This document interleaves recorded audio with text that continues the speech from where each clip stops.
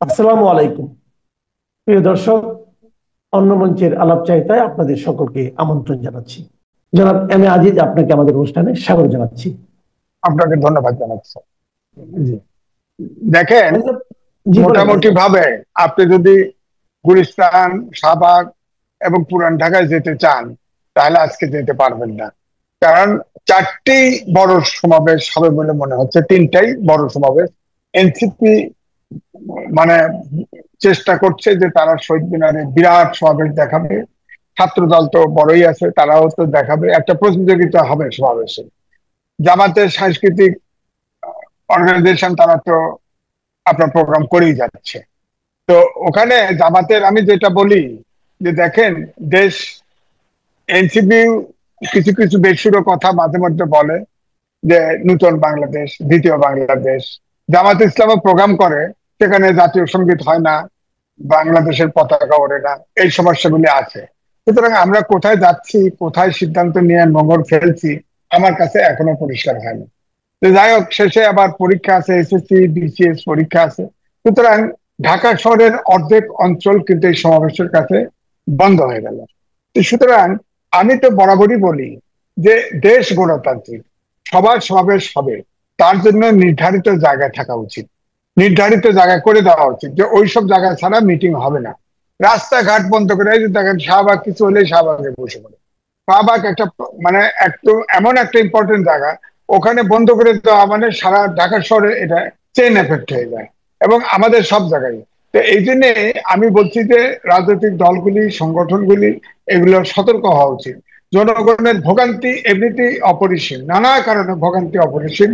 তার সাথে যদি এই সমাবেশ করে ভোগান্তি তৈরি করে, এটা তো ম্যানমেড সমাবেশ, ম্যানমেড সমস্যা তারা নিজেরা তৈরি করেছে। কারণ এই মিটিং ধরেন এনসিপি মিটিং করেছে আজকে, আমরা ছাত্র দলও করছে, একই দিনে পাশাপাশি বলা যায়।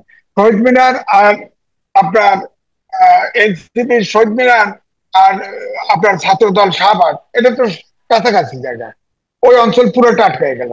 সুতরাং এই বিবেচনাটা বোধটা রাজনৈতিক দলগুলোর ভিতরে আসুক। আর শাহবাগ আপনার 2021 সালে কাদের মোল্লার যখন যাবজ্জীবন হয়, তখন থেকে কিন্তু ওই জায়গাটা আন্দোলনের কেন্দ্র করে ফেলা হয়েছে। আপনার শাহবাগে ডাক্তার এইচ খান, এখন তো খবর নাই, তাকে এনে সরকারি অনেক খাবার দাবার দিয়ে, পায়খানা পেশাবের জায়গা সবকিছু দিয়ে ওখানে আপনার সমাবেশ করিয়ে অনেক দিন ঢাকা শহরকে বন্দি করে রেখে, তারপরে আইন পাল্টানো হয়েছে, ফাঁসির আপিল করার সুযোগ করে দেওয়া হয়েছে, তারপরে ওই সমাবেশ উঠেছে। এখন আর তার প্রয়োজন নাই। তো এই জন্য অনেক সমাবেশই কিন্তু প্রয়োজন থাকে না, কিন্তু সমাবেশ করতে হয়। আমি ছাত্র দল এবং এনসিপির যে সমাবেশ আজকে যেটা হচ্ছে, এটা কিন্তু শক্তি পরীক্ষা ইনডাইরেক্টলি, কে কত সমাবেশ, এবং দুই পক্ষই কিন্তু বড় সমাবেশ করার চেষ্টা করবে। শুনেছি এনসিপি তো তাদের আপনার বহু চেষ্টা করতেছে ওখানে সমাবেশ, একবার সমাবেশ করতে গিয়ে দেখা গেছে যে সমাবেশে ওই যে আপনার বর্ষপূর্তি অনুষ্ঠানে যতজন মঞ্চে দাঁড়ায় আছে, তার চাইতে কম মানুষ আপনার ওই ফটো সাংবাদিকরা দাঁড়ায় আছে। তো এরকম এই জন্য আতঙ্ক তাদের ভিতরে আছে, হয়তো বড় সমাবেশ করার চেষ্টা করবে। তবে আমার বক্তব্য হচ্ছে, সরকারের এক নির্দিষ্ট জায়গা নির্ধারণ করে দেওয়া উচিত সভা সমাবেশের জন্য। আচ্ছা, ঢাকা আমি শহরে আমি এখনো কিন্তু জায়গা আছে। আমি একটা জিনিস একটু বলতে চাই আপনাকে, যে এদের মধ্যে আপনি যে কথাটা বললেন, যে লোক সমাগমের একটা প্রতিযোগিতা দেখা যায়। আসলে কি বেশি লোক সমাবেশে যদি আপনি নিয়ে আসতে পারেন, তাতে কি প্রমাণ হয় যে তারা অত বড় বেশি মানুষের সমর্থন তারা পাচ্ছে? যেমন ধরা যাক, কয়েকদিন আগে জামাত ইসলামের যে সমাবেশটা সোহরাওয়ার্দী উদ্যানে হলো, তাদের নেতা আব্দুল্লাহ মোহাম্মদ তাহের উনি বলার চেষ্টা উনি বললেনই যে এই উদ্যান তৈরি হওয়ার পর এত বড় সমাবেশ আর কেউ করতে পারে না। 71-এ শেখ মুজিবুর রহমান যে 7ই মার্চের ভাষণে যাওয়ার সময় যে সমাবেশের লোক হয়েছিল, তার চেয়েও নাকি বেশি লোক ওনাদের সমাবেশে হয়েছে। তাহলে কি এর মাধ্যমে এটাই প্রমাণ করে যে 71-এ শেখ মুজিবুর রহমানের দল যে পরিমাণ ভোট পেয়েছিল, জামাতে ইসলাম এবার তার চেয়ে অনেক বেশি ভোট পাবে? নম্বর কথা হচ্ছে, 71-এ এখন যে জামাতের লিডারশিপ আছে, তারা জন্মগ্রহণ করেছে কিনা সন্দেহ আছে। জন্মগ্রহণ করলেও তারা কিন্তু খুবই ছোট ছিল। তারা 71-এ 7ই মার্চের যে সমাবেশ হয়েছে সেটা দেখে নেই। কারণ ওটা একটা রেস কোর্স ছিল, বিশাল আকার, ঘোর দৌড় দিত, বিশাল আকার, এবং সেটাতে হাতে লাঠি, বাঁশের লাঠি ছিল, পুরা মাঠ ভর্তি ছিল। এখন তো সরার্দি উদ্যান হওয়াতে গাছ গাছরা, মিটিং করার জায়গায় জায়গায় কমে গেছে। তো বিরাট সমাবেশ হয়েছে বটে, কিন্তু তাই বলে 7ই মার্চের সমাবেশ, তখন 7.5 কোটি লোক ছিল সারা দেশে, এখন 18 কোটি 20 কোটি লোক। সুতরাং অনুপাতটাও তো করবেন। সুতরাং এটা জাস্ট প্রচারের জন্য সে বলছে। তবে আমি যেটা বলেছি ওই সমাবেশের পরে 3টে কথা বলেছি। একটা, জামাতে ইসলামের সকল সমর্থক ওই মিটিং এ যতগুলো আসছে সারা বাংলাদেশে, ভোটও তাদের ততগুলোই। এক। দুই হলো, এত বড় সমাবেশ হয়েছে, 3-4 ঘন্টা হাম রাত গজল অনেক কিছু ঘটেছে, কিন্তু সেখানে কিন্তু জাতীয় সঙ্গীত পড়া হয় নাই, পাঠ করা হয় নাই, এবং জাতীয় পতাকাও উড়ানো হয় নাই। সুতরাং স্বাভাবিকভাবেই প্রশ্ন যে আপনার আমার এই দেশের প্রতি মমত্ব এবং তাদের দেশের প্রতি মমত্বের ভিতরে ঘাটতি কিন্তু দেখা গেছে। সুতরাং এগুলো অবান্তর। আমার মনে হয় যে বিএনপি বা আগের আওয়ামী লীগ, ইভেন ছাত্র দল, তারা যে সমাবেশ করবে, হয়তো দেখা যাবে 4 ভাগের 1 ভাগ তাদের সমর্থক হাজির হবে, কিন্তু জামাত ইসলামের কিন্তু মোটামুটি ভাবে 98% লোক সমাবেশ ডাকলে হাজির হয়। সুতরাং ওখানে যত সমাবেশে তাদের হাজির হয়েছে, এটা কিন্তু সারা বাংলাদেশ থেকে ট্রেন দিয়ে, বাস দিয়ে নিয়ে আসছে। এবং আমার মনে হয় যে তার চেয়ে খুব বেশি হলে 2% ভোট বেশি হবে। অর্থাৎ তারা, আমি বলবো, এই সমাবেশ করে তারা যে ভোট পাওয়ার যে সম্ভাবনা দেখা দিচ্ছিল, যে অনেকের ভিতরে কনফিউশন, জামাত বোধহয় এত ভোট বেড়ে গেছে, জামাত বোধহয় 7% ভোট বেড়ে গেছে, জামাত বোধহয় 10% ভোট বেড়ে গেছে, এইটা তারা পরিষ্কার করে দিচ্ছে, তাদের ভোট বাড়েনি, তাদের সংখ্যা ঠিকই আছে। ওই জমাবেতের ফলে এতে জামাত, আমি মনে করব জামাতের লাভ হয় নাই, জামাত ক্ষতিগ্রস্তই হয়েছে। জনমনে তাদের শক্তি কতটুকু এটা তারা বুঝতে পারছে, জনগণ। আচ্ছা, যে জিনিসটা আজকে বলা হচ্ছে, আজকে যে মিটিংটা হচ্ছে, বিশেষ করে আপনার জাতীয় নাগরিক পার্টির যে মিটিং হচ্ছে, সেখানে তারা আজকে বলছে তারা নতুন বাংলাদেশের ইশতেহার ঘোষণা করবে। এর থেকে আপনার কি বলে, কেন্দ্রীয় শহীদ মিনার থেকে কয়েকটা জিনিস কিন্তু গত কয়েকদিন ধরে খুব আলোচনা হচ্ছে, যে আপনার জুলাই ঘোষণাপত্র, জুলাই সনদ, আবার এর মধ্যে আজকে শুনলাম নতুন বাংলাদেশের ইশতেহার। তো এই বিষয়গুলো না সাধারণ আমাকে অনেকে জিজ্ঞাসা করে যে ভাই, এই জুলাই সনদ জিনিসটা কি? আবার জুলাই সনদ বুঝলাম, জুলাই ঘোষণাপত্রটা আবার কি? আবার এই দুটো বুঝতে বুঝতে অনেক কষ্ট হয়েছে আমার। কিন্তু এখন দেখি নতুন আরেকটা বাই করছে, যে নতুন বাংলাদেশের ইশতেহার। এই জিনিসটা কি বুঝেন নাকি? আমি কিন্তু বুঝি নাই বন্ধু। দেখেন, নূতন বাংলাদেশ শব্দটা কিন্তু নূতন না। নূতন বাংলাদেশ শব্দটা এই ব্যাককল উপদেষ্টারা, তারা যে 8 তারিখে ওত নিয়েছে, 8 তারিখকে নূতন বাংলাদেশ কিন্তু ঘোষণা করতে দিয়েছিল, আবার উল্টো করছে সেটা, এটাকে নূতন বাংলাদেশ। এখন এনসিপি আজকে নূতন বাংলাদেশ, তখন নূতন বাংলাদেশ বলেই তখন মনে হয় আপনি আমি নাই, এই দেশের বাসিন্দা আমরা না, বাংলাদেশ নাই, নূতন বাংলাদেশ। আবার কখনো কইতো, আগে কইতো দ্বিতীয় বাংলাদেশ। আরে ভাই, বাংলাদেশটা তো আছে। বাংলাদেশের এই সরকার, যে অন্তর্বর্তীকালীন সরকার, সংবিধান অনুযায়ী ওত নিয়েছে। সংবিধানের 106 অনুচ্ছেদ অনুযায়ী সুপ্রিম কোর্টের কিন্তু মতামত নিয়েছে, তারা বলেছে এই সরকার বৈধ। তাহলে এটা একটা সাংবিধানিক সরকার। সাংবিধানিক সরকার মানেই তারা, এই সরকার বাংলাদেশকে মেনে নিয়েছে, বাংলাদেশের সংবিধানকে মেনে নিয়েছে, এটা নিয়েই রাষ্ট্র চলছে। এখানে নতুন বাংলাদেশ কোত্থেকে আসলো? নতুন বাংলাদেশ তার মানে কি আগের বাংলাদেশ থাকবে না? 24 সাল থেকে বাংলাদেশের সৃষ্টি হলো, আগে বাংলাদেশ নাই, মুক্তিযুদ্ধ হয় নাই, দেশ স্বাধীন হয় নাই, এগুলো বলতে হবে তো। 52 সালে এই পৃথিবীর ভিতরে একটা জাতি, পূর্ব পাকিস্তানের জাতি, বাংলা ভাষার জন্য জীবন দিয়েছে। বাংলা ভাষা 52 সাল নাই।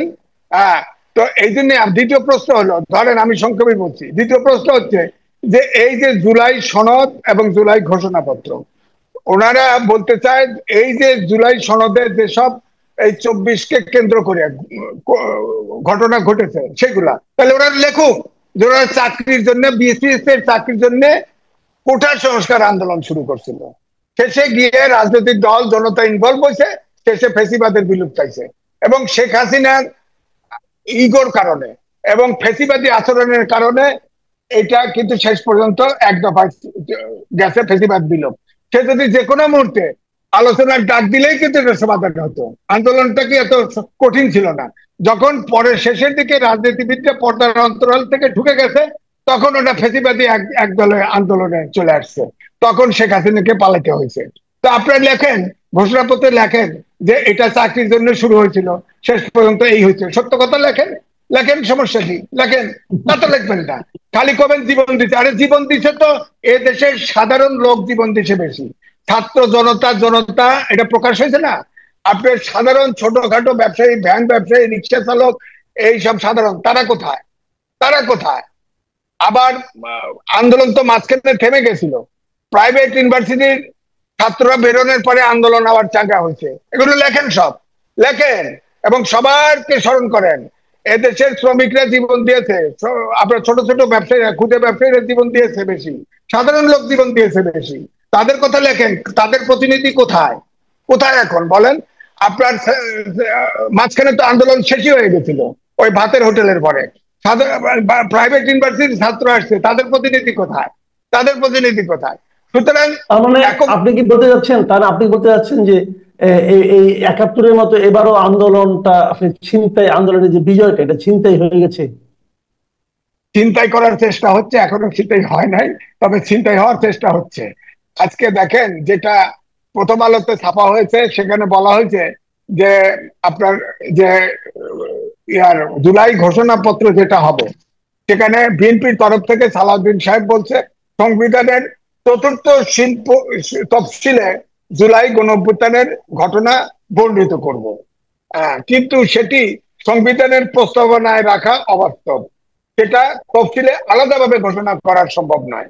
হ্যাঁ, তো আমার কথা হচ্ছে, জুলাই ঘোষণাপত্রে জুলাই সনদ যদি আপনি করেন, তাতে যদি আপনি সবকিছু আনেন, আনতে চান, তাহলে 52 সালের ভাষায়, বাংলা ভাষায় কথা বলি, সেটাকে অস্বীকার করতে পারবেন না। সেখান থেকে শুরু করে ৭১, আপনার ৯০, আমি মেজরটা বলছি, ৬৯-এর আন্দোলন, ৯০-এর আন্দোলন, তারপরে ২৪-এর আন্দোলন আনেন। কোথায় কতটুকু ত্যাগ তিতিক্ষা হয়েছে বলেন? ৭১-এ ৩০ লক্ষ লোক মারা গেছে বলেন? ৭১-এ যে সারা দেশ প্রলয়কাণ্ড ঘটে গেছে বলেন? আমি তো, কোন মুক্তিযোদ্ধা ১ মিনিটের জন্য ভাবে নাই সে জীবিত থাকবে। হ্যাঁ, সেকেন্ডের জন্য ভাবে নাই। যারা আছে এগুলো স্মরণ করবেন না আপনি? আবার ফের আমরা শুনতে পাচ্ছি যে মুক্তিযোদ্ধারা যে বেনিফিট পায় তাদের দিতে হবে, তাদের আবার ফের কি আর্মির সব বীর শ্রেষ্ঠ, বীর প্রতীক, এসব দিতে হবে। ওই ধরনের একটা প্রচারণা আছে, বাট এটা আসলে ফেক। আমি যতটুকু জেনেছি এটা হ্যাঁ, হ্যাঁ। আসলে সঠিক না। আচ্ছা, যাই হোক, আবার কথা হচ্ছে, জুলাই সনদে যদি লেখে, এটা সংবিধানের অংশ হতে পারে না। কারণ বাংলাদেশের একটি সারা জীবন ৫২ সাল থেকে শুরু হয়ে সব সময় আমরা মুক্তির জন্য রক্ত দিয়েছি। কয়টা স্মরণ করবেন? আসলে ওনারা জুলাই সনদ চায় যে ইন্ডিমিউনিটি চায়। আপনি খেয়াল করে দেখেন, যখন শেখ মুজিব পরিবার সহ হত্যা করা হলো, তখন এই রশিদ ফারুক, কর্নেল রশিদ ফারুক, এদেরকে কিন্তু মোস্তাক ইন্ডিমিউনিটি দিয়েছিল যে তাদের কোনো বিচার করা যাবে না ওই সময়ে। কিন্তু কোথায় তারা বলেন? এবং তাদের দম্ভ এবং শক্তি এতই ছিল, তাদের একটা পত্রিকা ছিল দৈনিক মিল্লাত, এটা কিন্তু হ্যাঁ, হ্যাঁ, হ্যাঁ, সবচেয়ে বেশি সার্কুলেশন ছিল, সবচেয়ে বেশি রাইট। সার্কুলেশন। কোথায় মিল্লাত, কোথায়? সুতরাং আপনি, তাদের বিচার হয়েছে না? তাদের রশিদ ফারুক এদের বিচার হয়েছে না? বিচার তো হয়েছে। তারপরে স্বাধীনতা যুদ্ধের আপনার মানবতা বিরোধী দায়ে জামাতের নেতাদের বিচার হয়েছে না? হয় নাই? ইন্ডিভিজুয়াল তো দিয়েছিল, থেকে নাই তো। এখন আপনার সংবিধানে লিখে দিয়া কি করবেন আপনি বলেন? ইন্ডিপেন্ডেন্ট দিয়েই আপনি তো রক্ষা করতে পারেন না। সংবিধান তো কিছু না। সংবিধান সরকার, ধরেন একটা সরকার আসলো, সংবিধান চেঞ্জ করে ফেললো, সংসদে সংসদে হলো মেইন একটা সংবিধান সংস্কার করতে পারে, সংবিধানের নতুন সংশোধন দিয়ে দেন। মেজর সংস্কার তো 17টি হয়েছে না? সব পার্টি তো করছে, এরশাদ করছে, বিএনপি করছে, আওয়ামী লীগ বেশি করছে মানলাম, কিন্তু সব সংস্কার, মৌলিক সব সংস্কার করেছে যার যার পার্টির পক্ষে সংস্কার করেছে।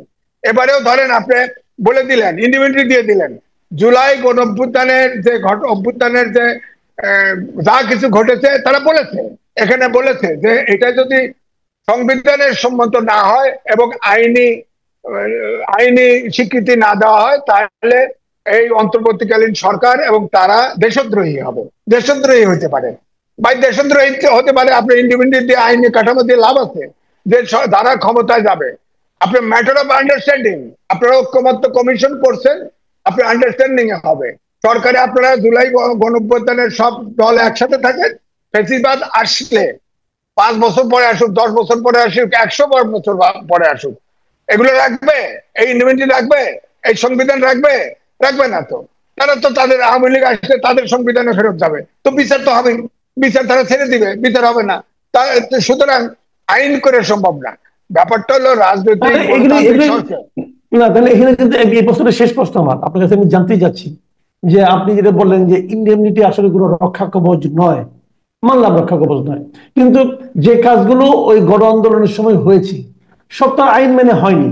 তাহলে তাদের জন্য একটা কিছু তো থাকা দরকার রক্ষা কবচ হিসেবে, যাতে কি তার নিরাপত্তা, এটা কি কিভাবে সম্ভব ছিল? না, সেটা তো বলা হয়েছে যে তার একটা বিবৃতি সংক্ষেপে থাকবে, যে সংবিধানের তফসিলে থাকবে, চতুর্থ তফসিলে থাকবে। কিন্তু প্রস্তাবনায় তো আসতে পারে না, প্রস্তাবনা তো হতে আচ্ছা পারে আচ্ছা। না, প্রস্তাবনা হতে পারে না। এক।